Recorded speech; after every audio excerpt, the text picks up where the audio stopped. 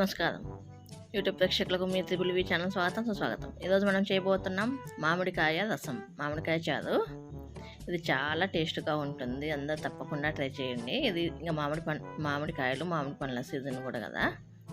దీనికి ఒక కుక్కర్లో 1/2 కప్పు కందిబ్యాళ్ళు వేసుకొని, అలాగే ఒక మామిడికాయ వేసుకొని, ఇట్లా మీడియం సైజు మామిడికాయ వేసుకొని చిన్నది బాగా కడుక్కోవాలి. బాగా కడుక్కున్న తర్వాత నేను కుక్కర్లోనే ఉడకబెట్టుకుంటున్నాను. మీకు ఇది ఇష్టం లేకపోతే పక్కన సపరేట్గా కూడా మామిడికాయ ఉడకబెట్టుకోవచ్చు. నేను ఇంకా ఒకటేసారి అయిపోతుందని కందిబ్యాళ్ళు మామిడికాయ 2 ఒకటేసారి ఇలా ఉడకబెట్టాను.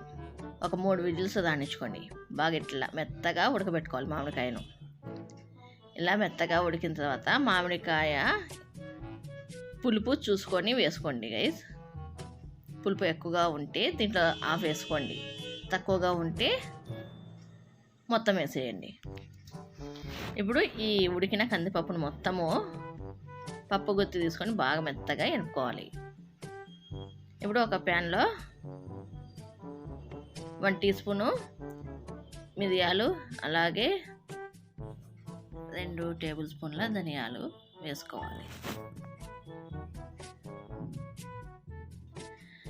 ఒక 1/2 టీ స్పూను మెంతులు, ఇవి వేసుకొని లో ఫ్లేమ్లోనే వేపుకోవాలి. లో ఫ్లేమ్లో ఇవి బాగా దోరగా వేగేట్లుగా వేపుకోవాలి. బాగా సువాసన వచ్చేంత వరకు వేపుకొని దీన్ని మిక్సీకి వేసుకోవాలి.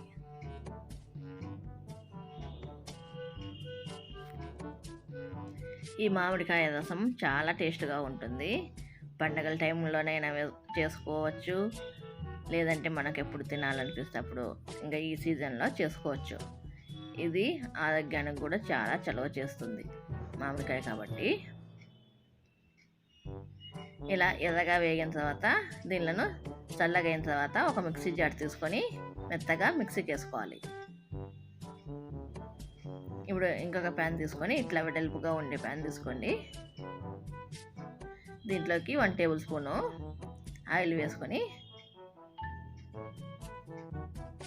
జీలకర్ర, ఎండుమిరపకాయలు,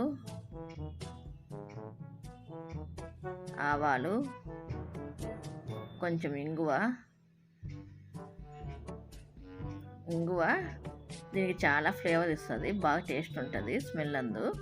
అలాగే కొంచెం కరివేపాకు, ఇవన్నీ వేసుకొని ఎర్రగా వేపుకోవాలి. అలాగే ఇప్పుడు దీంట్లోకి తెల్లగడ్డలు, పచ్చిమిరపకాయలు నిలువుగా చీరుకున్నవి ఒక 4, ఇవి 4, అవి 4 వేసుకోవాలి. తెల్లగడ్డలు కూడా వేసుకొని వేపుకోవాలి. ఇలా వేగిన తర్వాత మనము ముందుగా ఎనుపుకున్న కందిబ్యాళ్ళు, అలాగే మామిడికాయ ఇవన్నీ వేసుకోవాలి. 1/2 లీటర్ నీళ్లు పోసుకోవాలి.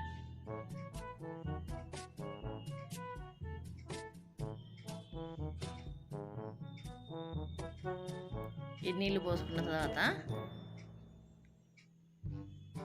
టేస్ట్కు తగ్గట్టుగా సాల్ట్, అలాగే కొంచెం పసుపు, అలాగే ముందుగా మనము వేపుకొని మిక్సీకి వేసుకున్నామే ఆ పొడి కూడా, ధనియాల పొడి, ఇవన్నీ వేసుకొని మనము ఇప్పుడు దీంట్లో లైట్గా కొంచెం కారం కూడా వేసుకోవాలి. వేసుకున్నామని లైట్గా కారం, అదే చిల్లీ పౌడర్ వేసుకొని హై ఫ్లేమ్లో మరగనివ్వాలి. చూడండి గైస్, ఇలా మరగాలి. ఇలా 7-8 నిమిషాలు బాగా హై ఫ్లేమ్లో మరగనివ్వాలి. ఈ స్టేజ్కి వచ్చిన తర్వాత మనము ఇంకా సర్వ్ చేసుకుందాం గైస్. ఒక గిన్నెలోకి ఇలా సర్వ్ చేసుకుంటే మన పుల్లటి కమ్మకమ్మని మామిడికాయ చారు రెడీ గైస్.